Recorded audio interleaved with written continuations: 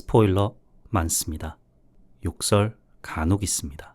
청취에 주의하시길 바랍니다.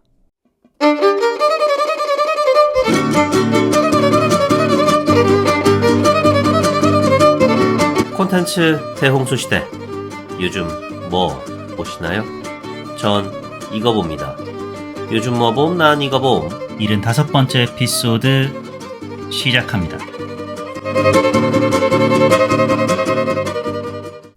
안녕하세요. 요즘 뭐 봄? 난 이거 봄. 요봄남봄 진행자 롤린스입니다. 제가 사랑하고 좋아하고 존경하고 감사하고 박수치고 관심 갖고 애정하는 박찬욱, 최동훈, 봉준호, 김용화? 어디 감히 이분 앞에 저런 흥행 실패 감독들을 갖다 댑니까? 신뢰도 이런 신뢰가 없죠. 각기 다른 영화로 쌍천만 가뿐히 찍고 최근 연출작도 지금보다 극장가가 더 얼어붙었다 해도 과언이 아닌 2022년에 코비드 한복판에서도 손익분기점을 넘긴 한국 영화의 정체성 그 자체 JK 윤재균 감독님에 대한 근황과 함께 오프닝 시작해 보도록 하겠습니다. 얼마 전에 사실상 차기 대통령 이재명 더불어민주당 대선 후보를 만나서 한국 영화계 지금 중증외상센터 속 응급 환자와 같다라며 어려움을 호소하셨죠. 이 새끼 봐라? 뭐? 이재명이 사실상 차기 대통령? 민주당 지지자냐? 일찍이네? 개딸 전 딸이 아니니까 개아들이냐? 종북 좌파 새끼네? 여러분 지금 돌아가는 꼴을 보십시오. 이 여론조사 저 여론조사에서 이재명 후보가 일단 매우 큰 격차로 1위 자리를 폭풍 질주 중이죠. 2위와 3위가 단일화를 해도 이재명 후보를 꺾을까 말까 한 판에 제가 지금 5월 10일 토요일에 녹음을 하고 있거든요. 단일화 요단강 건넜잖아요. 뭐 후보 교체를 하지 않나 뭐 가관이지 않습니까 판이. 그러니 사실상 차기 대통령이라 말씀을 드린 것이다. 갑자기 웬 정치 얘기를 이렇게 하느냐. JK 형님 말씀처럼 한국 영화 산업의 위기를 단적으로 보여주는 뉴스가 얼마 전 나왔는데요. 정치권에서 못 이룬 2등과 3등 간의 단일화. 이래놓고 이거 업로드했을 때는 단일화 하는 거 아니야? 여튼 이들은 이뤄냈습니다. 바로 극장산업 업계 2위 롯데시네마와 3위인 메가박스, 정확하게는 롯데컬처웍스와 메가박스 중앙 합병을 위한 양해각서 MOU 체결을 선언했다고 발표했습니다. 진행이 참 죽이지 않습니까? 제 개인적인 선호도로 딱 시작을 해가지고 그분 군항 찍고 정치권 핫 이슈 싹 섞은 뒤에 이에 빗대서 한국 영화산업 최신 뉴스를 소개하는 제가 생각해도 저는 참 진행을 잘하는 것 같아요.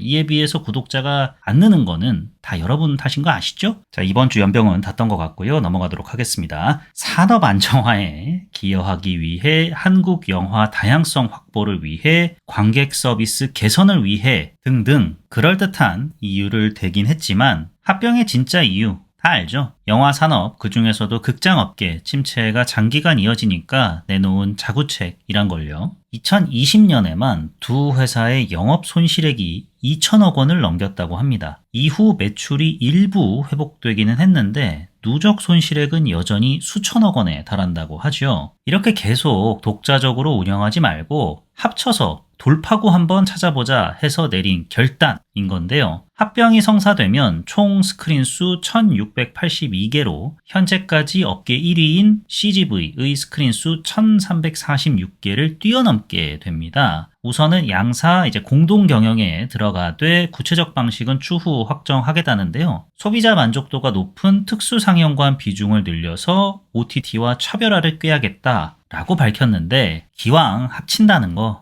잘 마무리되어서 극장 체험을 극대화시켜주는 상영관이 늘어나기를 기대해 봅니다. 그나저나 합병이 마무리가 되면 이름은 롯데박스가 되는 건가요? 메가시네마가 되는 건가요? 저는 감히 추측컨대 롯데가 메가박스를 먹는 쪽으로 결국에는 귀결되지 않을까 싶습니다. 혈혈단신으로 닛본에 간 뒤 돈 많은 집안에 여식을 꼬셔가지고 장인 돈으로 사업체 일군 끝에 고국으로 금이 환영하신 고 신격호 회장. 그분 일생의 프로젝트가 뭐였습니까? 미스 롯데 꼬시기? 틀린 말은 아니지만 잠실바닥에 롯데타워 세우는 거 아니었습니까? 롯데 월드타워 한복판에 자리 잡은 영화관 이름이 메가시네마로 바뀐다? 롯데 월드타워마저 담보로 내놓을 정도로 롯데그룹이 현재 위기라지만 돈 빈상? 그건 이에 됐어요. 이런 일이 벌어지는 거는 신간에는 상상할 수 없기 때문에 롯데박스 쪽으로 가지 않을까. 예, 방구석 지은 문가가 골방에서 머리 한번 굴려봤습니다. 재벌가 롯데, 메가박스 중앙 이야기를 좀 더 이어가 볼까요? 역대급 용두삼이라는 평가를 받았던 JTBC 드라마 재벌집 막내 아들 시즌2 제작에 돌입했다는 소식입니다. 이야, 이 진행의 흐름이 진짜 기가 막힌다. 어떻게 이렇게 아기가 딱딱 맞게 흘러... 이정재 배우가 대주주인 아티스트 컴퍼니에 따르면은 재벌집 막내 아들 2를 만들기 위한 본격적인 기획 개발 단계에 현재 돌입했다고 합니다. 아티스트 컴퍼니가 재벌집 막내 아들의 제작사 레몽 레인을 작년에 인수했대요. IP를 확보하게 되었으니 이걸로 시즌2를 만들겠다는 건데 이제 첫 삽을 뜬 거여가지고 내용에 대한 자세한 이야기는 아직까지 나온 거는 없지만 보아하니 순양, 진도준, 그리고 형수님 등 이 주축이 되어가지고 시즌2가 펼쳐지는 거는 아닌 것 같고요. 글로벌 기업을 배경으로 해외에서 펼쳐지는 주인공들의 성공과 사랑, 권력에 대한 욕망을 그려낸다고 하는데요. 이번에도 아씨발 꿈 결말이 되려나요? 그러면 안 되는데 제가 만약에 재벌집 막내 아들 1의 작가였다? 그러면 당연히 아씨발 꿈 결말 이런 거 안 하죠. 대신에 할아버지처럼 되지는 않겠다 라면서 점점 할아버지처럼 되어가는 진도준을 보여주는 쪽으로 끝맺었을 것 같습니다. 자세히 말씀드려보자면 2회차 인생을 살게 된 진도준이 드라마 초반까지 서민을 위한 재벌을 표방했잖아요. 모순 그 자체죠. 어떻게든 모순을 현실로 만들어 보겠다고 아진자동차 고용 승계하고 발버둥을 쳤지만 인생 1회차 때의 부모님을 살리지 못했잖아요. 이런 것처럼 난 할아버지처럼 돈만 쫓고 사람 귀한 줄 모르는 냉혈한이 되지 않겠어 라 외치지만은 결국에는 손에 피를 묻혀가는 진도준을 보여주는 방향으로 제가 만약에 작가였다면 극을 전개하지 않았을까 싶습니다. 어쩔 수 없는 선택이었다라는 온갖 합리화 끝에 드디어 이제 진도준이 순양 왕자에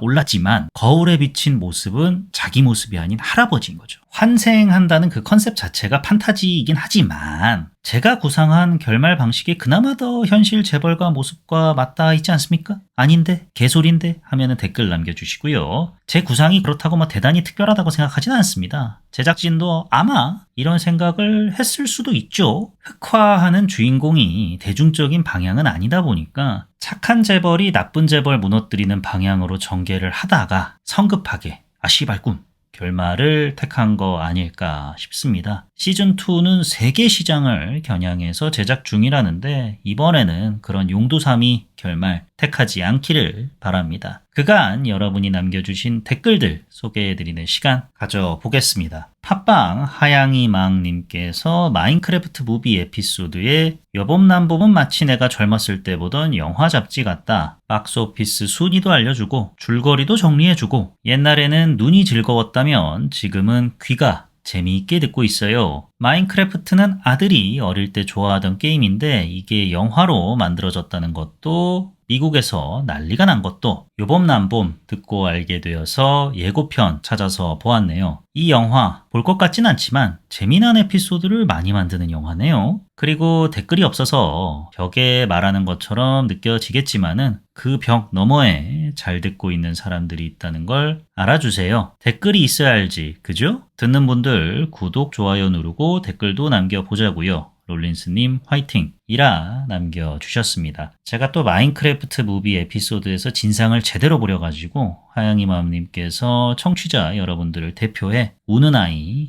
달래주셨습니다. 응석 받아주셔가지고 감사합니다. 기대에 보답하는 에피소드 꾸준히 만들어 나가겠습니다. 유튜브로 넘어가서 해버 에피소드의 무한탄창 액션 장면에 아쉬움이 크셨나봐요.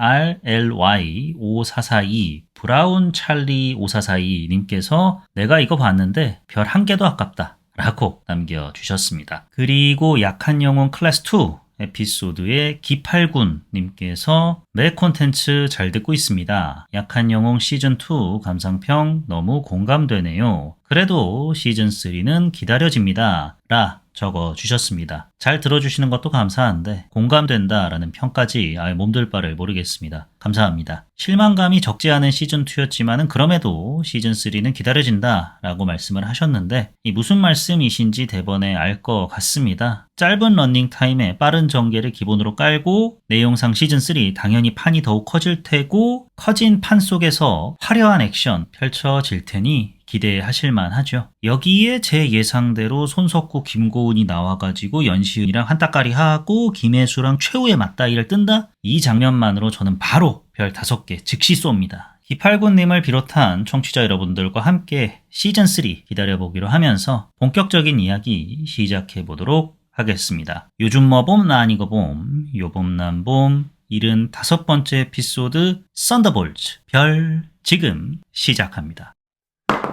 영화 썬더볼츠 별은 마블 시네마틱 유니버스 페이지 5의 마지막 작품이자 페이지 6로 넘어가는 징검다리 역할을 수행하는 작품입니다. 징검다리 역할 때문인지 영화 다 끝나고 나오는 두 번째 쿠키 장면, MCU 쿠키 장면 역사상 가장 긴 분량이랍니다. 로다주 배우와 함께 MCU로 컴백한 루소 형제 감독이 직접 연출을 했다고 하고요. 어벤져스 둠스데이 촬영 현장에서 썬더볼츠 별의 두 번째 쿠키 장면 촬영했다고 합니다. 제가 자꾸 별 거리는 이유는 이 영화의 공식 제목이 그냥 썬더볼츠가 아닙니다. 키보드에 숫자 8 있죠. Shift 8 누르면은 표시되는 별표가 썬더볼츠 제목에 붙어 있기 때문에 제가 계속 썬더볼츠 별이라고 불렀던 건데요. 처음 이 제목이 공개가 되었을 때 MCU 팬들로부터 뭐야 뭐 대단한 의미가 있는 건가? 라는 궁금증을 일으키게 만들었는데 별 뜻이 없기도 하면서 있기도 합니다. 왜냐? 영미권에서는 오타나 부연 설명이 필요한 단어 뒤에 별을 붙이곤 하거든요. 그렇다는 건 영화 보시면 확인하실 수 있고요. 지금부터 저는 그냥 썬더볼츠라 부르겠습니다. 스티븐 이언 배우에게 에미상 나무주연상을 안겨다 준 넷플릭스 시리즈 성난 사람들의 다수 에피소드를 연출했던 제이크 슈라이어 감독이 썬더볼츠의 메가폰을 잡았습니다. 영화 토르 라그나로크, 블랙 위도우, 그리고 MCU 페이지 6의 포문을 열 판타스틱 4 신작, 판타스틱 4 새로운 시작, 공동 각본가로 참여한 에릭 피어슨 각본가가 조앤 오칼로 각본가와 함께 썬더볼츠의 각본을 담당했습니다. 성난 사람들 제작 전반에 관여한 이성진 감독도 각본 작업에 참여했다고 알려져 있는데요. 이처럼 썬더볼츠의 스태프 명단을 한번 쭉 훑어보시잖아요. 유독 성난 사람들 출신 스태프가 많습니다. 혹은 제작사 A24에서 만든 작품에 참여했거나요.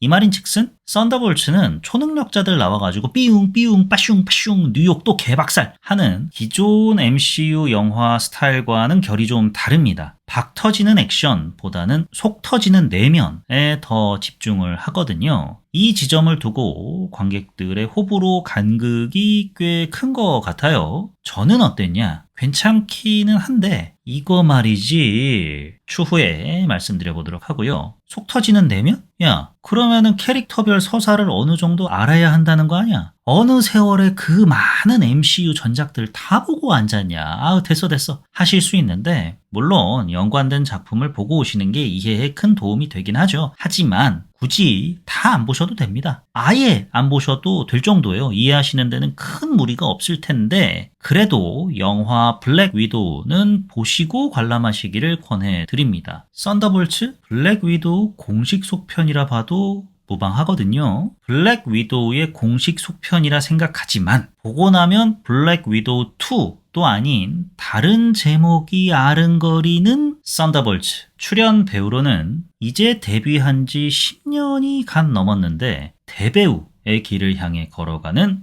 플로렌스 퓨 배우, 작가주의 미드소마, 고전 작은 아씨들, 블록버스터 썬더볼츠, 고전이랑 블록버스터를 합친 듄, 작가주의의 제작 규모는 블록버스터였던 오펜하이머, 96년생, 창창한 나이니까 배우 본인만큼이나 관객인 저도 그녀의 앞날이 더더욱 기대가 됩니다. 진짜로 혈청을 맞았는지 도무지 늙지를 않는 윈터 솔저 세바스찬 스탠 배우. 데이팅 앱으로 바람피다 걸려가지고 아내랑 쫑난 데이비드 하버 배우. 미국에서 만든 데이팅 앱이 하나 있는데 이름이 뭐였더라? 라야였나? 뭐 그게 하나 있는데 가입하기가 되게 까다롭대요. 그 기준이 뭔지는 잘 모르겠는데 가입한 사람이라고 알려진 인물들을 살펴보면 대충 돈 많고 예쁘고 잘생기고 유명한 사람들 위주로만 가입을 시켜주나 봐요. 벤 애플렉 배우도 가입을 했다던데 이렇다 보니까 가입된 유저 수가 얼마 안 됩니다. 10,000명 남짓이래요. 이 앱을 통해 만난 걸로 추정되는 여성과 데이비드 하버 배우가 불장난을 저지른 걸로 추정된다는 뉴스가 보도되었답니다. 아내였던 영국의 싱어송라이터 릴리 앨런은 이 일로 큰 충격에 빠져서 이혼을 결심하게 되었다 하고요. 레드 가디언의 기묘한 이야기, 야, 참 다이나믹하시네요. 아버지 커트 러셀, 어머니 골디 혼의 아들 와이엇 러셀 배우, 영화 앤트맨과 와스프에서 고스트 역할로 출연했던 해나 존 케이먼 배우, 드라마 부통령이 필요해로 에미상만 6번을 수상한 말씀드렸죠. 코미디를 정복한 자, 연기를 지배한다고 줄리아 루이 드라이퍼스 배우, 본드걸이었던 올가 쿠릴렌코 배우, 마지막으로 영화 인디펜던스 데이 에서 대통령 역할을 맡았던 빌 풀먼 배우의 아들 루이스 풀먼 배우. 안경을 낀 모습을 볼 때마다 제드래곤 이재용 삼성전자 회장하고 너무 똑같아가지고 야, 루이스 풀먼 저 배우도 간호사한테 오빠라고 불러달라 하려나 생각이 들어가지고 영화에 집중 아닙니다. 예. 줄거리 요약하겠습니다. 예. 삼성전자 사랑합니다. 저 삼성전자의 소액주주예요. 예. 그렇기 때문에 삼성전자 사랑하고요. 이 주가를 부양시키기 위해서 하루빨리 제드래곤 회장님께서 빵에 다시 들어가실 아닙니다. 줄거리 요약 제대로 시작해 보겠습니다. 영화는 세계에서 2번째로 높다고 알려진 말레이시아의 한 빌딩 옥상에 걸터 앉은 플로렌스 퓨 배우가 분한 옐레나를 보여주며 시작합니다. 옐레나는 스칼렛 요한슨 배우가 맡았던 블랙 위도우 나타샤처럼 과거 소련에서 소녀들을 어렸을 때부터 가혹하게 훈련시켜 스파이로 양성해내던 비밀 조직 레드룸 출신이죠. 임무를 위한 위장가족 구성원으로서 가짜 언니 나타샤와 가짜 아버지 데이비드 하버 배우가 연기한 소련판 캡틴 아메리카 레드 가디언 알렉세이를 만났던 거고요. 가짜 가족으로 시작해 진짜 가족으로 거듭날 정도로 돈독한 관계를 유지했던 이들은 우릴 이렇게 만든 레드룸을 영화 블랙 위도우에서 함께 소탕하기도 했죠. 친언니나 다름없었던 나타샤는 이후 어벤져스 엔드게임에서 사망했죠. 언니의 죽음으로 옐레나의 마음 한구석에는 공허함이 자리 잡게 되었습니다. 그간 여러 암살 미션에 참여했던 스파이 출신이잖아요. CIA 국장 줄리아 루이 드라이퍼스 배우가 맡은 발렌티나가 이 점을 포착해서 옐레나에게 이런저런 임무를 그간 줘왔어요. 옐레나는 그 임무를 하달받고 하루하루 빡센 일정 소화하고 보수도 두둑히 받고 그 돈으로 만난 거 사 먹고 술도 마시고 하지만 마음속 공허, 이게 좀처럼 사라지지가 않습니다. 그래, 뭐 일이나 하자 뛰어내리는데요. 참고로 이 장면 배우가 실제로 뛰어내린 거라고 합니다. CG 처리를 하려고 했는데 플로렌스 퓨 배우가 아이 그러면 맛이 안 살아 해가지고 감독을 설득한 끝에 실제로 뛰어내리게 됐답니다. 당연히 안전장치는 다 했고요. 예. 뛰어내린 끝에 들어가게 된 공간은 웬 실험실처럼 보여요. 실험실 관련 흔적을 모두 없애는 게 옐레나가 발렌티나로부터 받은 임무였는데요. 이 프로젝트에 대해 발렌티나가 큰 오해를 하고 있어 라는 연구원의 말을 뒤로 한 채 옐레나 실험실을 날려버립니다. 같은 시각 발렌티나는 워싱턴 국회에서 열린 탄핵 청문회 대응에 분주합니다. 이 자리에는 이제 막 하원 의원이 된 세바스찬 스탠 배우가 맡은 윈터 솔저 버키 반스도 참석을 하는데요. 그간 발렌티나가 국장으로서 이런저런 비윤리적인 실험들을 저질렀나 봐요. 그리고 자기가 그 전에 근무했던 사기업과 CIA가 이런저런 사업 관련해가지고 유착관계로 얽혀 있었나 봐요. 이에 대한 책임을 물으려는 위원들에게 발렌티나는 위원님들 보세요. 이제는 이 세상에 뭔 일이 일어나도 어벤져스 안 옵니다. 저는 제가 했던 일에 한 점 부끄러움 없습니다. 그리고 부끄러울 짓 하지도 않았어요. 라고 맞섭니다. 의원총회 현장을 박차고 나갔던 김문수 국민의힘 대통령 후보처럼 발렌티나도 여유를 뿜뿜 풍기며 청문회장을 나갑니다. 나가자마자 당당했던 태도는 어디로 가고 살짝 초조해진 듯한 톤으로 비서에게 야야야야 당장 그 관련 자료 모두 폐기해 어서 라고 지시를 합니다. 그리고 야 걔네들 다 연락되지 지금 이라 하는데 비서왈 여자애 있잖아요. 걔는 말레이시아 임무 후에 잠적했습니다. 이 전화를 안 받아요. 그 여자애 옐레나는 오랜만에 가짜 아버지 알렉세이의 집을 찾습니다. 알렉세이는 그간 어떻게 살았느냐. 술에 쩔어가지고 과거 본인이 레드가디언으로 활약했던 프로파간다 영상만 집에서 주구장창 보며 살아가고 있었습니다. 그렇지? 내가 저랬지.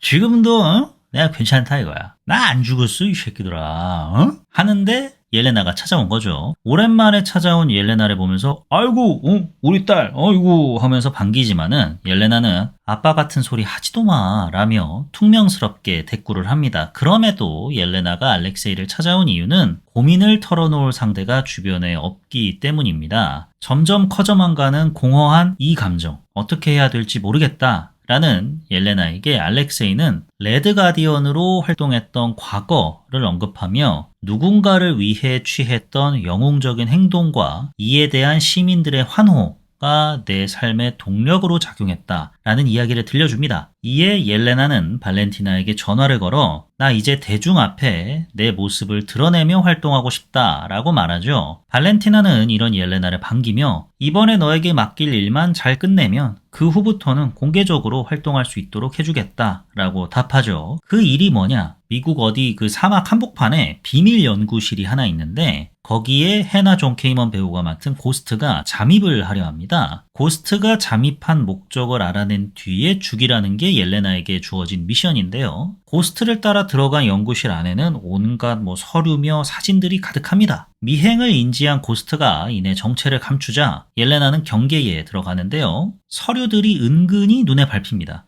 뭐라 써있는 거야? 센트리? 라 적힌 문서와 널브러진 시체, 사진들을 발견하자마자 백어택이 들어옵니다. 고스트 너 내가 가만 안 둬 하고 봤더니 짭틴 아메리카죠. 와이엇 러셀 배우가 연기한 존 워커가 옐레나를 죽이려 듭니다. 얜 또 뭐야? 하는데 이번에는 옐레나처럼 레드룸 출신인 올가 쿠릴렌코 배우가 분한 태스크마스터가 존 워커를 공격합니다. 때는 이때다 하며 고스트가 투명 모드를 풀고 태스크마스터를 공격하고요. 대충 눈치채셨죠? 그렇습니다. 고스트, 존 워커, 태스크마스터 그리고 옐레나까지 모두 빌런이었거나 영웅이라기에는 좀 깨림칙한 과거를 갖고 있는 사람들이잖아요. 니들 과거 내가 지워줄게 내걸고 이들을 통해 그간 자기가 벌여왔던 구린 짓들을 발렌티나가 처리해 왔던 겁니다. 옐레나에게 맡겼던 말레이시아 연구실 제거도 이 일환이었고요. 발렌티나를 향한 워싱턴 정가의 압박이 세게 들어오니까 이를 피하려고 관련 증거를 모두 인멸하려고 했던 건데 옐레나를 비롯한 존 워커, 고스트, 태스크마스터 등등이야말로 살아있는 증거들이잖아요. 알고 보니 그 비밀 연구실 위에는 거대한 소각로가 있었습니다. 발렌티나의 계획을 모두가 알아차리기 바로 직전에 고스트가 태스크마스터를 죽입니다.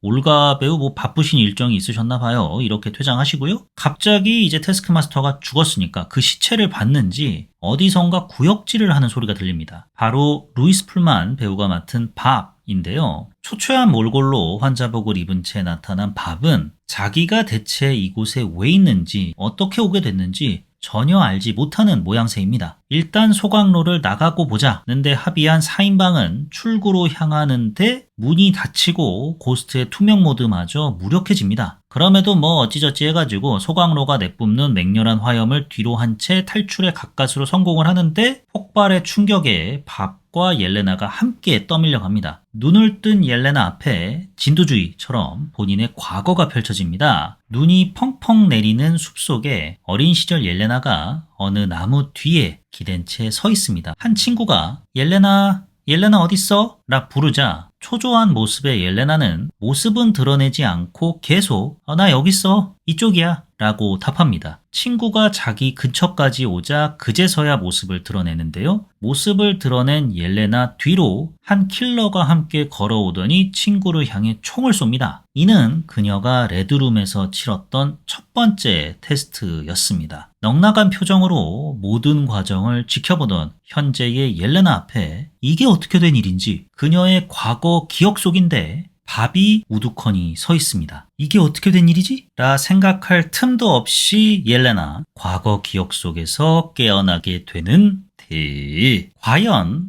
밥은 어떻게 그리고 왜 옐레나의 가슴 아픈 기억 속에 나타나게 된 걸까요? 아니 그 전에 밥은 대체 왜 비밀 연구실에 있었던 걸까요? 소각로에서 탈출한 이들에게는 어떤 일이 기다리고 있을까요? 왜 제목이 썬더볼츠 별인 걸까요? 지금 극장에서 확인해 보시기 바랍니다. 영화 썬더볼츠를 보고 제가 느꼈던 좋았던 점과 아쉬웠던 점 말씀드리기 이전에 저는 이 영화를 보고 딱 3가지 생각이 가장 먼저 들었습니다. 첫째, 마블이 슈퍼히어로의 관념을 바꾸려 하는구나. 둘째, 팀업 무비인 줄 알았는데 플로렌스 퓨 배우의 옐레나 단독 영화라 봐도 되겠는걸? 셋째, 뭐야 이 영화? 이거 뭐 공익 광고인가? 입니다. 이 3가지를 주축으로 해서 좋았던 점과 아쉬웠던 점 풀어보도록 하겠습니다. 먼저 좋았던 점, 썬더볼츠 캡틴 아메리카 브레이브 뉴 월드와 비슷한 지점이 상당히 많습니다. 멀티버스 안 나오고요. 악당의 동기 소박합니다. 능력 차이는 꽤 되지만 마지막으로 인간미가 넘칩니다. 이 인간미에 마블이 앞으로 추구하는 바를 어렴풋이 짐작할 수 있었습니다. 뭐냐면 슈퍼히어로 관념 교체. 이게 뭔 말이냐? 그간 대중이 MCU 이전부터 갖고 있었던 그리고 MCU와 DC 유니버스를 보면서 아 그래 소니 야 너도 일로 와봐라. 이 유니버스를 보면서 강화되어 왔던 슈퍼히어로에 대한 관점 뭐 바라는 부분 그래 야 의뢰 슈퍼히어로는 이래야지 하는 거를 이제 마블이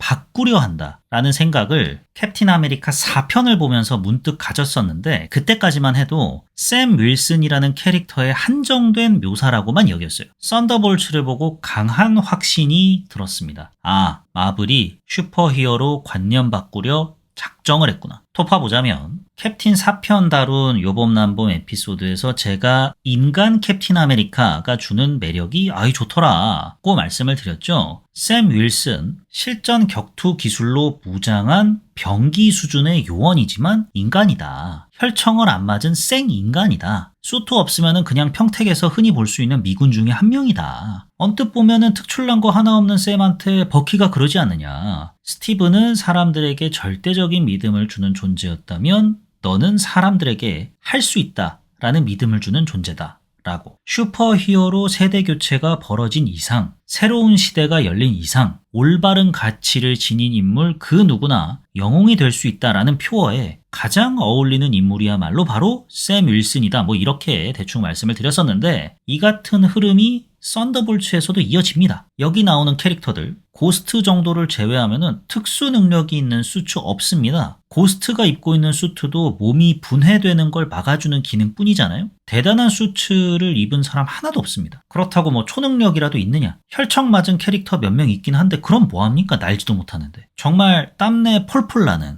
우리와 같은 물론 다르죠. 예, 압니다. 식스팩 뭐 저 그런 거 없고요. 옐레나랑 싸우면 3초 안에 바로 질 자신이 있습니다만 인간들이잖아요. 캡틴 4편에서도 굳이 샘 윌슨이 백악관 계단 타고 내려오면서 헐레벌떡 뛰어가가지고 추격하는 장면 보여줬잖아요. 샘 인간이다 라는 걸 강조하는 순간인데 썬더볼츠에서는 대사로 이런 상황을 보여주잖아요. 야 우리 중에 날 줄 아는 사람 없어? 없어? 야 그러면 뭐 우린 그냥 주먹질이랑 총질하는 애들 뿐인 거야? 에라이씨. 거기다가 이들은 애초부터 영웅이 아니었습니다. 태어날 때부터 영웅이었거나 영웅으로 선택을 받은 이들이 아니죠. 그렇다고 영웅으로 거듭나는 각성 순간이 있느냐? 영화 맨 끝부분에서야 나오잖아요. 발렌티나 요년 내가 가만 안 둔다. 너 딱대 이년아. 이거랑 밥 구하러 가자. 이 2가지 이유 빼고는 뭐 지구를 지켜라 그런 거 없어요. 물론 뭐 밥이 폭주를 하게 되면 지구가 위기에 빠지겠지만 그것보다는 밥이라는 인물에 대한 걱정이 더욱더 우선시 되어 있죠. 이들이 히어로로 거듭나는 과정만 1시간 50분 동안 보여줍니다. 이 지난한 빌드업을 거친 끝에 최후 10분 동안 어떤 장면이 펼쳐집니까? 마블이 새롭게 제안하는 슈퍼히어로에 대한 관념, 그거 설파하는 데 쓰잖아요. 사람을 위한다는 그 마음만 믿고 행동하는 그 누구든 슈퍼히어로가 될 수 있다. 당신도 예외는 아니다. 이거라고 저는 느꼈습니다. 그러면 왜 이렇게 오랜 시간을 들여가지고 서사에 빡 집중을 해가지고 1시간 50분 동안 얘들이 히어로로 거듭나는 과정 보여주고 그 끝에 슈퍼히어로 관념 교체를 하려고 하느냐? 우리가 기존에 가졌던 슈퍼히어로에 대한 관념이 뭡니까? 잘생기고 예쁘고 새끈빠끈한 양반들이 나와가지고 건물 부수고 다리 아작 내고 그 와중에 연인이랑 서로 입술 잡아 먹을 듯이 키스하고 야스하고 막 지구를 반으로 아작낼 지언정 외계인을 쫓아내는데 성공하고, 속편에서는 이거에 빡친 외계인의 부모의 자손의 후예의 이웃의 팔촌이 또 지구에 쳐들어오고 뭐 이런 거잖아요. 기본적으로는 이런 스토리 라인에 슈퍼히어로로 탄생한 인물들, 거듭나는 인물들, 일반 대중과는 완전히 다른 면모가 있지 않습니까? 태생부터 뭐 신이나 뭐 외계인이거나 선한 본성을 갖고 태어났거나 뭐 이런 거요. 문제는 이제 이런 먼치킨 히어로 영화들이 너무 많아요. MCU 영화만 1년에 두세 편씩 거진 20년 동안 나왔습니다. 거기에 DC에 뭐에 드라마에 너무 많아요. 여기서 살짝 또 재밌는 게 그 수많은 히어로들 중에 지난 20년간 마블과 DC 각각 팬들에게 가장 많은 사랑을 받은 캐릭터가 누굽니까? 아이언맨 하고 배트맨이잖아요. 둘의 공통점이 뭡니까? 둘 다 다른 히어로들에 비하면 평범한 인간이죠. 이를 극복하려고 기술에 집착을 하죠. 결정적으로 부모님 관련 이슈가 있습니다. 관객들 입장에서는 그 수많은 슈퍼히어로들 중에 거진 유일하게 공감대를 형성할 수 있는 배경을 가진 인물들이에요. 그 두 사람이. 이처럼 대중은 고전적인 슈퍼히어로 관념 속에서도 공감대를 좀 가질 수 있는 인물들을 선호해 왔습니다. 그러나 아이언맨과 배트맨 둘 다 초부자죠. 그래 뭐 기술력으로 다른 히어로들과 격차 메꿔야 하는데 어쩌겠냐 라고 대중들이 합리화를 해줬습니다. 언제까지 이렇게 대중이 나서서 합리화를 해주기를 바랄 수도 없고, 먼치킨류 슈퍼히어로들의 관객들은 지쳐가고 있다. 여기에 마블 같은 경우에는 과도한 정치적 올바른 노선 추구가 기름을 끼얹었던 거고요. 그 결과 산토끼는 애저녁에 떠났고 슈퍼히어로 집토끼들마저 지금 떠나고 있는 형국이잖아요.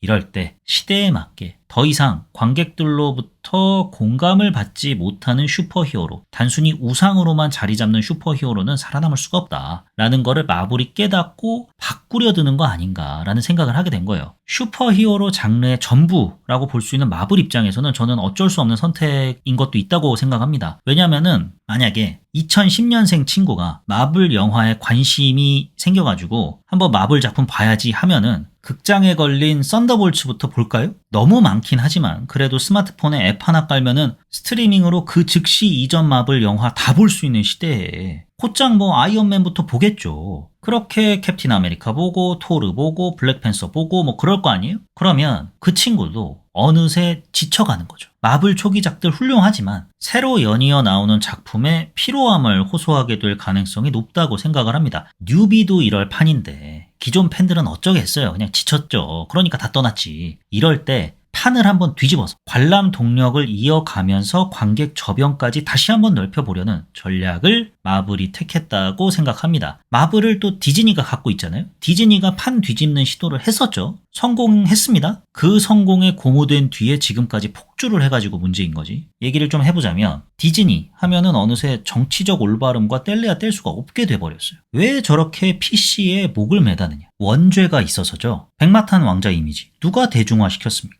그 옛날 디즈니 영화가 백마탄 왕자의 이미지를 각인시키는데 큰 공을 세웠다라는 거 그 누구도 부인 못할 겁니다. 이게 되게 무서운 지점이 뭐냐면요. 백설공주, 신데렐라, 인어공주 등등 디즈니 애니메이션? 어렸을 때 봤던 기억은 있는데 내용은 사실 잘 기억이 안 나요. 근데 몇몇 이미지는 기억에 각인이 되어 있어요. 땡땡 공주인데 막타는 왕자가 쳐가지고 행복하게 산다라는 이 이미지가 머릿속에 남아있는 거죠. 저만 그런가요? 아니잖아요. 이러한 부채의식을 디즈니가 갖고 있다가 좋은 태도죠. 자기 영향력에 대한 책임을 지려는 모습이니까. 겨울왕국2에서 저는 변화를 시도했다고 생각합니다. 그 전에도 애니메이션 뮬란이라든지 실사화 프로젝트 등을 통해서 변화상을 접목시키려 해왔지만 단순히 공주 이미지를 바꾸는 것을 넘어서서 시대적인 메시지까지 잘 담아 넣은 세련된 작품은 겨울왕국2만한 게 없다라고 생각을 하는데요. 저는 정말 겨울왕국2를 보면서 디즈니는 야 진짜 대단하다. 동시에 무섭다. 한 컨텐츠가 한 인간, 한 가족, 한 문화에 끼치는 영향력이 이렇게 크구나 라는 걸 깨달았어요. 겨울왕국2에서 엘사도 썬더볼츠처럼 자기 내면을 들여다보는 여정에 떠나잖아요. 그러다가 가족이 있는 왕국으로 뭐 이러쿵저러쿵 해가지고 돌아오게 되고 엘사는 왕위에서 스스로 내려오고 다음으로 이제 안나 동생이 왕위를 계승하게 되고요.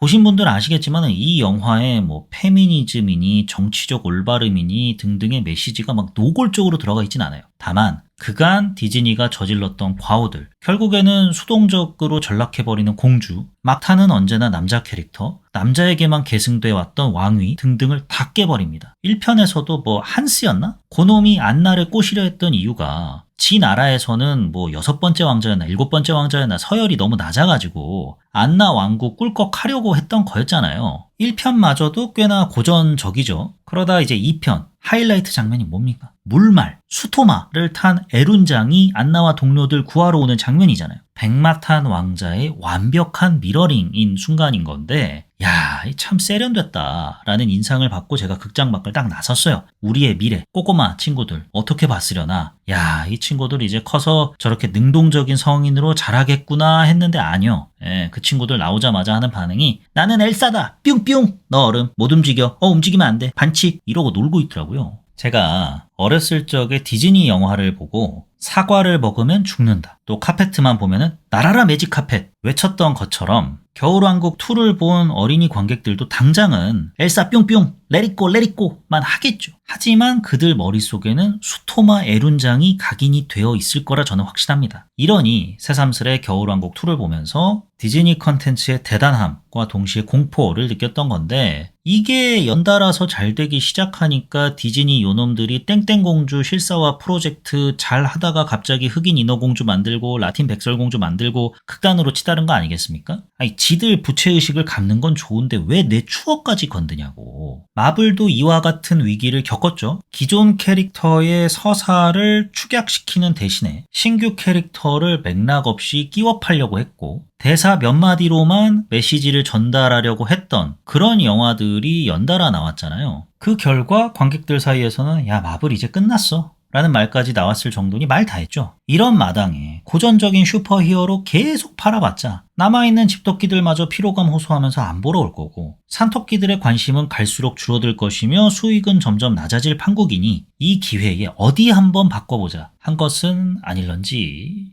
좀 말이 길었네요. 많이 어수선했죠? 예, 죄송합니다. 슈퍼히어로의 관념 교체로 인한 단점도 분명히 있습니다. 일단은 캡틴 4편과 썬더볼츠만 놓고 보면 아쉬웠던 점에서 보다 자세히 말씀드리겠지만은 액션이 상대적으로 뭐랄까요 좀 소박해요. 관객들과 공감대를 형성하려면 서사를 강조할 수밖에 없으니까 액션 비중이 상대적으로 줄어들 수밖에 없죠. 일장일단이 확실하죠. 예, 그럼에도 저는 차라리 중도는 없다. 확실한 태도가 어중간한 시도보다는 낫다고 생각을 합니다. 새로운 시도에 걸맞은 깊이 있는 이야기도 이제 매력적으로 다가와가지고 썬더볼츠 이 영화 매우 인상 깊게 다가왔는데요. 지난 20년 동안 새끈빠끈 히어로로 돈 벌어왔다면은 이제는 뭐 여전히 잘생기고 몸 좋고 뭐 섹시한 배우들이긴 하지만 결함도 좀 있고 능력 한계 명확하고 뭐 배도 조금 나온 뭐 이런 인간들과 함께 돈을 벌어보겠다라는 분명한 노선 훨씬 낫다. 이게 PC지. 이게 PC야. 예. 그 다음에 좋았던 점은 소재인데요. 꽤나 참신해요. 슈퍼히어로 장르에서 공허함 자주 나오는 소재죠. 악당을 물리쳐도 해소되지 않는 불안감, 아이언맨 같은 사랑하는 사람을 지켜주지 못했다는 자괴감, 울버린 같은 등도 결국에는 공허함과 맞닿아 있잖아요. 이렇게 불안감이든 자괴감이든 뭐 많이들 나오긴 했지만 영화의 메인 소재가 되었던 적은 없지 않습니까? 아이언맨 3에서나 불안감 때문에 잠 못 드는 토니 스타크 정도를 보여줄 뿐이지 그 영화도 결국에는 만다린의 야욕으로부터 지구를 지켜라가 주요 서사잖아요. 근데 알고 보니 만다린이 뭐 이런 식의 플롯 트위스트도 있고 울버린의 자괴감 같은 경우에는 영화 전반에 깔린 정서이긴 하지만 그것만 주구장창 다루지도 않고요. 아이언맨 시리즈, 울버린 시리즈 곳곳에 해당 감정들의 파편을 흩뿌려 놔가지고 캐릭터성을 강화시키긴 하는데 말씀드렸듯이 그것만 집중적으로 다루지는 않았습니다. 제가 썬더볼츠의 소재를 두고 참신하다라는 표현을 쓴 이유가 여기에 있습니다. 빌런 이름도 보이드일 만큼 이 영화는 공허함을 메인으로 다루고 있잖아요. 외계인으로부터 테러리스트로부터 지구를 지켜라 보다는 나를 갉아먹는 공허함을 어떻게 극복해낼 수 있는가라는 그야말로 전 지구적 공감대를 살 수 있는 소재를 앞에다가 딱 전진 배치시켰지 않습니까? 캐릭터의 인간미를 강조해가지고 공감대를 사려는 마블의 방향 전환을 읽을 수 있는 대목이었습니다. 영화에 이런 대사가 나오죠? 트라우마를 극복하기 위해서는 그 트라우마를 한 번쯤은 반드시 직시해야 한다. 공허함 그 자체는 슈퍼히어로 장르에서 관객들이 흔히 접했던 소재이긴 하나 이처럼 정면으로 오랫동안 진지하게 직시한 작품은 처음인 것 같아서 참신하게 느껴졌습니다. 이 지점에 높은 점수를 주게 되어서 좋았던 점으로 꼽아 봤습니다. 그래서 이 작품은 참 훌륭한 징검다리 역할을 수행했다고 보는데요. 이렇게까지 떠들었는데 판타스틱 4가 새끈빠끈 히어로물이면은 이거 말짱 황 되는 건데 뭐 그때 가서 말 바꾸면 되죠. 히어로물의 정체성은 새끈빠끈이다. 썬더볼츠는 그 쓰레기 작품은 뭐 이어가 보자면 새로운 관념으로 무장한 썬더볼츠는 그렇기에 훌륭한 징검다리다. 그래서 좋았다. 왜냐하면 썬더볼츠 속 이야기 자체만 놓고 보면 쿠키 장면 제외하고요. 여기서 벌어진 일들이 향후 썬더볼츠의 진짜 이름 스포일러 나갑니다. 아시죠? 뉴 어벤져스 시리즈 정도를 제외하고 MCU 전체에 어마무시한 영향을 끼칠까? 나비 효과라도 일으키게 되는 걸까? 라고 제 스스로에게 물어보면은 아닐 것 같은데? 라는 대답이 나올 정도로 엄청난 이야기가 영화에서 벌어지지 않잖아요. 외계인이 나오는 것도 아니요. 뭐 차원을 이동하는 것도 아니요. 서사는 깊지만 넓지는 않은 거죠. 스타워즈 시리즈 영화 로그원 같은 스핀오프에 가깝다고 봐도 무방한데 로그원 갓띵작이죠. 썬더볼츠가 뭐 로그원 정도까지는 아니라고 생각을 합니다만 적어도 향후 이어지는 어벤져스 시리즈 정도를 제외한 기타 MCU 영화들의 전개 방식에 큰 영향을 줄 것이다 라는 예상은 하게 만듭니다. 그래서 새로운 페이지로 넘어가는데 앞서서 이만한 징검다리도 없다 라고 말씀을 드렸던 겁니다. 이래서 좋았던 점으로 꼽게 되었고요. 영화 자체가 이처럼 서사를 무척 강조하다 보니까 진입장벽을 낮추려는 시도가 이질적으로 다가오지 않았어요. 다음 좋았던 점인데요. 윈터 솔저? 뭐 11호도 봤고 뭐 어벤져스도 봤고 잘 아는데 옐레나는 배우 얼굴은 익숙한데 레드 가디언? 야 기묘한 이야기 그 드라마 나오는 아저씨 아니야? 야 짭틴 아메리카 쟨 뭐야 존 워커 뭐야 쟤 고스트? 어디서 봤더라? 어디? 앤트맨과 와스프? 진짜 마블 영화 앵간히도 많이 찍었네. 할만하죠. 세바스찬 스탠하고 플로렌스 퓨 두 배우 정도를 제외하고는 기묘한 이야기 데이비드 하버 배우까지 포함을 해서 세 배우 정도 빼고는 눈에 익숙한 배우들이 나오는 것도 아니고요. 눈에 익숙한 플로렌스 퓨, 데이비드 하버 두 배우가 맡은 캐릭터들마저 블랙 위도우를 안 보셨다고 하면은 뭐야 저것들 하실 수 있잖아요. 드라마까지 나오기 시작하면서 마블의 진입장벽이 점점 높아지게 되었고 안 보면은 이해할 수 없는 장면이 점점 많아지는 지경에 이르렀던 적도 있잖아요. 이걸 보완하겠답시고 영화 중간중간 얘는 뭐 과거에 이랬고 저랬고 뭐 설명하는 장면이 나오기는 하는데 이게 팔자 좋게 느껴질 때가 많았어요. 아니 야 지금 지구가 위기에 처했는데 팔자 좋게 막 과거 회상하면서 너는 이런 아픔을 갖고 있었지. 그렇다고 너의 만행이 정당화되는 건 아니야. 하지만 지금 우린 널 필요로 하지. 그러니 힘을 합치자. 야 그 말할 시간에 사람 100명 더 죽었다 라는 생각이 들었단 말이에요.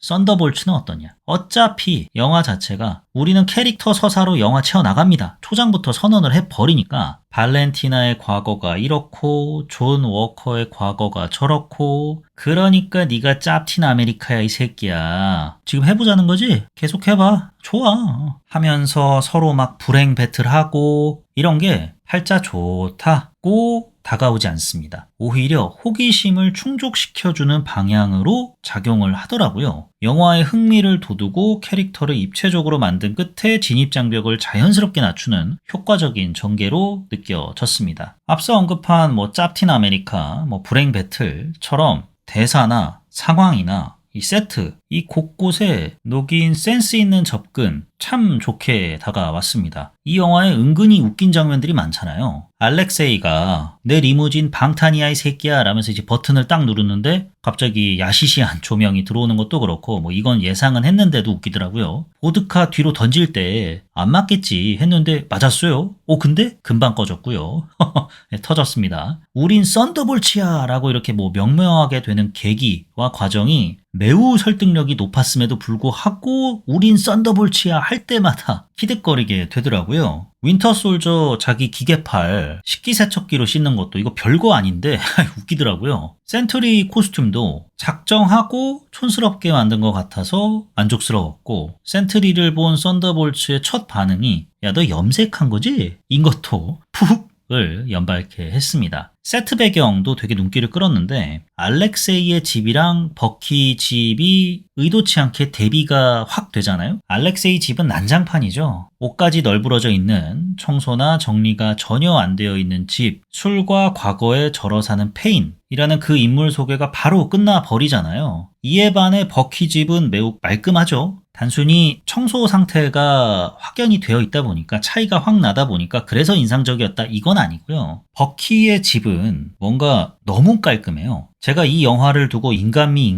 했는데 그 순간만큼은 인간미가 느껴지지 않았습니다. 되게 호텔 같은 이제 막 들어가게 된 에어비앤비 같은 느낌이랄까 이런 생각이 들었는데 왜 이렇게 세팅을 해놨을까 곱씹어보면은 버키가 떠돌이 생활에 익숙한 인물이잖아요. 하원 의원이 이제 막 됐으니까 뭐 워싱턴이든 어디든 간에 뭐 정착을 해놨을 거 아니에요. 그럼에도 아직은 떠돌이 생활 기질이 남아있다 보니 이러한 성격을 살려서 최소한의 물건만 가져다 놓고 세팅을 해놓은 것이 아닐까라는 접근이 느껴지는 대목이었습니다. 과거 기억방, 과거 미로 그 방을 대놓고 세트장으로 구성해놨잖아요. 그것도 되게 인상적이었어요. 사방이 꽉 막힌 공간에서 떠올리고 싶지 않은 과거가 무한 재생되는 그로 인해 무너지고 피폐해져가는 캐릭터들에게서 동질감을 느낄 수 있었습니다. 저도 그렇고 누구나 다 그런 기억에서 지워버리고 싶다라고 되뇌일 때마다 머릿속에서 떠오르는 기억들이 있잖아요. 그런 공간을 영화를 통해 저 또한 마주하게 된 것 같아가지고 이를 세트장 형식으로 구성해 놓은 게 참 효과적이었다라고 받아들여졌는데요. 옐레나랑 밥을 구하겠다고 동료들이 함께 과거 미로로 가잖아요. 각자의 악몽을 떨쳐내고 밥 다락방으로 모이는데 나중에 저도 이제 찾아보고 나서 알게 된 거긴 합니다만 버키가 나는 인생 바르게 살아가지고 수월하게 올 수 있었지 이런 식으로 얘기를 하잖아요. 사실 그 누구보다 험난한 기억을 갖고 있을 텐데 그 대사를 하기까지 버키가 또 얼마나 심적으로 고생을 했겠습니까? 그 말을 할 때 뒤에 이제 버키가 뚫고 나온 방 살짝만 보이는데 히드라에게 세뇌당했던 곳 있죠? 그 전기의자 고문실 같았던 곳 거기라고 하더라고요. 이렇게 작은 디테일까지 되게 신경을 썼다. 이 영화 디테일이 꽤나 살아있구나. 디테일 하니까 마지막에 엔딩 크레딧 올라갈 때 뉴 어벤져스 로고 뜨고 막 각종 언론사니 잡지니 헤드라인을 보여주면서 대중의 반응을 보여주잖아요. 누구누구 과거 논란부터 해가지고 짭벤져스니 얘들이 무슨 세상을 구하니 조롱 섞인 반응과 만평들이 계속해서 나오죠. 정말로 저런 반응들이 나올 것 같기도 하고 만평도 어디서 많이 본 풍자 이미지의 캐릭터들을 섞어놔서인지 끝까지 키득거리게 만들어줬는데 감독의 인터뷰를 찾아보니까 테스트 시사회 이후에 추가한 장면이래요. 어쩌다가 이렇게 추가를 하게 되었느냐. 테스트 시사회 내내 영화에 대한 관객들의 반응이 되게 좋았대요. 그래서 영화 딱 끝나고 뉴 어벤져스 로고 뜰 때 감독은 속으로 관객들이 환호성을 지르겠지? 기대를 했는데 그 반응 좋던 관객들이 아무런 리액션을 하지 않더랍니다. 관객들의 반응이 뜨뜨미지근하더래요. 이런 현실 반응을 영화에 녹여내보자 해가지고 짭벤져스니 이 새끼들이 무슨 세상을 구하니를 넣게 되었다고 합니다. 감독 이 양반 센스가 좋아요. 마지막으로 좋았던 점은 영화의 중심을 딱 잡아준 플로렌스 퓨 배우의 연기인데요. 옐레나의 솔로 무비다 라고 봐도 어색함이 없을 정도로 플로렌스 퓨 배우가 무게중심을 딱 잡아주잖아요. 공허함에 빠진 그 표정과 밥이 결국엔 센트리가 되었을 때 다 끝났구나 하면서 무너져 버린 그 모습까지 참 걸출한 연기력이었습니다. 그 후에 이제 알렉세이가 위로하려고 다가가니까 아빠 행세하지 말라면서 아빠라는 양반이 어떻게 딸을 1년 동안 안 볼 수 있냐라고 외칠 때는 정말 아버지를 원망하는 어린 딸의 모습이 보이면서 가련하게 느껴지기까지 하더라고요. 이런 연기력이 뒷받침되지 않는 배우가 계속 위너의 공허해 불러 제끼면 뭐합니까? 텅 빈 것처럼 공허해 이거 하면 뭐예요? 와닿지가 않는데. 플로렌스 퓨 배우 대배우로 거듭날 날 멀지 않은 것 같습니다. 이제 영화 썬더볼츠를 보고 제가 느꼈던 아쉬웠던 점에 대해서 말씀드려 보도록 하겠습니다. 서사를 강조를 하다 보니까 액션 규모가 소박해요. 전체적인 규모가. 이 점이 제일 아쉬웠는데요. 리무진을 추격하는 장갑차가 뭐 3대였나요? 그뿐이고 대부분의 액션은 이제 날지 못하는 캐릭터들 뿐이라 어쩔 수는 없다긴 하지만 다 땅에 발을 붙이고 호이짜 호이짜 하고 앉았고 그나마 스케일이 좀 있다 하는 장면이 타워 크레인 무너질 때잖아요. 토비 맥과이어 배우 주연 스파이더맨 3에 비슷한 장면이 나옵니다. 토비 맥과이어 버전 스파이더맨에서는 그닥 중요하지 않은 인물로 나오는 그웬 스테이시를 그 장면에서 스파이더맨이 구해내죠. 스파이더맨 3 속 타워 크레인 장면이 훨씬 더 박진감이 넘치고 웅장해요. 2007년 영화인데도 알려진 제작비만 2억 6천만 불 수준이니까 지금 물가로 따지면 뭐 거진 4억 불 되는 거죠. 썬더볼츠 추정 제작비가 1억 8천만 불이라 하니까 스파이더맨 3가 웅장해야죠. 당연히 돈이 얼만데 이처럼 액션이 뭐 재기발랄할 때도 있긴 하나 전체적으로 썬더볼츠에서는 소박하다 보니 야 그래도 슈퍼 히어로 영화인데 좀 우당탕 쿵탕하는 맛이 있어야지 이게 뭐냐 라고 아쉬움을 표하시는 분들이 계시더라고요. 이해가 갑니다.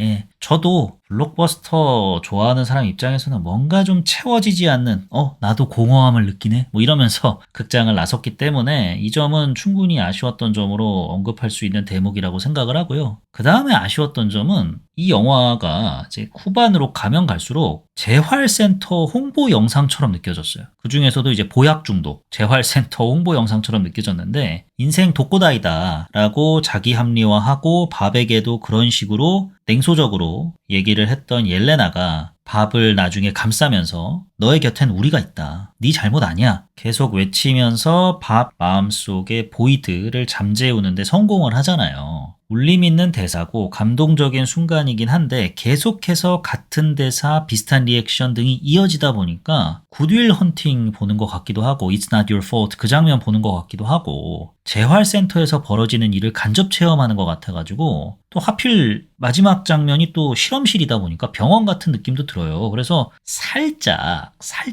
지치더라고요. 그만큼 지속적인 관심과 응원이 중요하다는 건 알겠지만은 투머치였달까? 마지막으로 아쉬웠던 점은 홍보 영상 하이라이트로 넘어가면서 그 과정에서 얼렁뚱땅 또 얼버무리고 가는 지점이 있어요. 이게 은근히 거슬렸거든요. 뭐냐면 옐레나를 구하겠다고 다른 썬더볼츠 구성원들 이제 보이드 안에 들어가네 마네 하잖아요. 옐레나가 죽은 거면 어쩔 거야? 야 괜히 들어갔다가 우리도 다 죽는 거 아니야 라고 고스트가 그랬나요? 그랬는데 존 워커가 내가 봐둔 게 있는데 하고 쓱 들어간 뒤에 어떻게 들어갔는지 방법이 뭔지 설명이 없죠? 예. 이건 좀 너무 날로 먹는 거 아닌가. 중요한 방법이고 그 방법으로 인해서 옐레나와 밥을 구하게 되는 건데 이거를 이렇게 털고 간다고? 모두가 한데 모여가지고 It's not your fault를 하기 위해서 어물쩡 넘어간 거 아닌가라는 생각을 하게 됐습니다. 그래서 아쉽게 느껴졌습니다. 뭐 어차피 이런 설명 저런 설명 해도 이 영화 정서상 다 이해해 줄 수 있었는데 왜 그런 방법을 택하지 않았는지 의아하더라고요. 여기까지가 영화 썬더볼츠를 보고 제가 느꼈던 좋았던 점과 아쉬웠던 점이었습니다. 영화 썬더볼츠에 대한 제 별점은 3.5점 볼만한데? 입니다. 고전적인 슈퍼히어로를 좋아하시는 분들이라면 많이 실망하실 거예요. 매력도 없고 액션도 없고 계속 떠들기만 하고 지겹다 라고 하실 수 있는데 저는 이러한 터치가 이렇게까지 공허함이라는 주제를 슈퍼히어로 장르에서 진지하게 고찰해 본 적이 없다는 점, 이를 통해 슈퍼히어로들의 인간미를 강조해서 공감대를 더욱더 높이려 드는 점, 이 모든 것들이 합쳐져서 마블의 어떤 새로운 생존 전략으로 읽혔다는 지점 등등이 인상적으로 다가와서 3.5점 볼만한데 주게 되었습니다. 영화 썬더볼츠에 대한 제 한 줄 평은 드디어 마블이 돌아간다 입니다. 그간 실망감을 안겨줬던 마블 작품들이 워낙 많다 보니까 마블 신규 작품 나올 때마다 드디어 마블 돌아왔나? 라는 질문들을 많은 관객들이 했잖아요. 그러면서 드디어 마블이 돌아왔다 이거를 홍보 캐치프레이즈로 삼기도 했었고요. 드디어 마블이 돌아왔다는 어떻게 보면 많은 기존 마블 팬들의 바램이죠. 이 바램을 썬더볼츠라는 작품이 채워줬는지는 모르겠습니다. 왜냐하면 기존의 슈퍼히어로 관념을 갖고 계시는 분들도 계실 테니까요. 그분들께는 썬더볼츠가 전혀 만족스럽지는 않죠. 다만 적어도 슈퍼히어로의 관념 교체를 시도했다는 점에서 마블이 변화를 모색하는구나. 이런 점들을 좀 한 줄 평에 살려보고 싶어가지고 드디어 마블이 돌아간다 라는 한 줄 평을 적어보게 됐습니다. 여러 가지 중의적인 의미를 띠고 있는데요. 첫 번째로는 우회한다는 뜻이 있습니다. 기존의 슈퍼히어로 관념이 아닌 새로운 슈퍼히어로 관념을 제시하려고 하고 이걸로 앞으로의 페이지를 이끌어 나가지 않을까라는 생각이 들어서 드디어 마블이 돌아가는구나. 맨날 해왔던 걸로 하는 것이 아니라 새로운 길로 이제 우회하려고 하는구나 라는 뜻이 첫 번째 있고요. 두 번째는 공장 잘 돌아가 할 때 돌아간다, 운영한다 라는 뜻으로 또 읽힐 수 있겠습니다. 이제부터 슈퍼히어로에 대한 관념은 이거야 라는 큰 기조 아래 캡틴 아메리카 4편도 그렇고 이번 작품도 그렇고 운영되는 것 같아서 드디어 마블이 정상 작동하는구나 라는 뜻을 살리고 싶어서 또 돌아간다 라는 한 줄 평을 쓰게 됐고요. 마지막으로 돌아간다에 담긴 뜻이라고 한다면 말 그대로 과거로 돌아갔다 라고 볼 수도 있겠습니다. 왜냐하면 센스 있는 대사나 상황이나 세트들, 우리가 마블 영화를 즐겼던 가장 큰 이유 중 하나였죠. 이런 점들이 썬더볼츠에도 녹아져 있어서 드디어 마블이 돌아간다. 옛날로 이제 돌아가서 좀 그 당시에 사람들이 좋아해줬던 부분을 여기서 다시 재현을 했구나. 이런 의미를 좀 녹여보려고 했습니다. 그래서 이 세 가지 중의적인 의미가 담긴 한 줄 평. 드디어 마블이 돌아간다를 남기게 되었습니다. 다음 에피소드에서는 미션 임파서블 파이널 레코닝 전까지는 극장가가 좀 썰렁하더라고요. 거룩한 밤 데몬 헌터스를 그렇다고 할 수는 없어서 뭘 할까 고민하다가 제가 지난 에피소드들에서 수차례 언급했던 드라마 이번 기회에 한번 봐야겠다 결심을 했습니다. 바로 페드로 파스칼 배우 주연 더 라스트 오브 어스 시즌 1입니다. 쿠팡 플레이를 통해서 관람하실 수 있으시니까요. 한번 보시고 다음 에피소드 들어주시면 감사하겠습니다. 여기까지가 요즘 뭐봄 나 아니거 봄 요봄 난봄 75번째 에피소드 썬더볼츠였습니다. 지금까지 저는 진행자 롤린스였고요. 들어주셔서 대단히 감사합니다.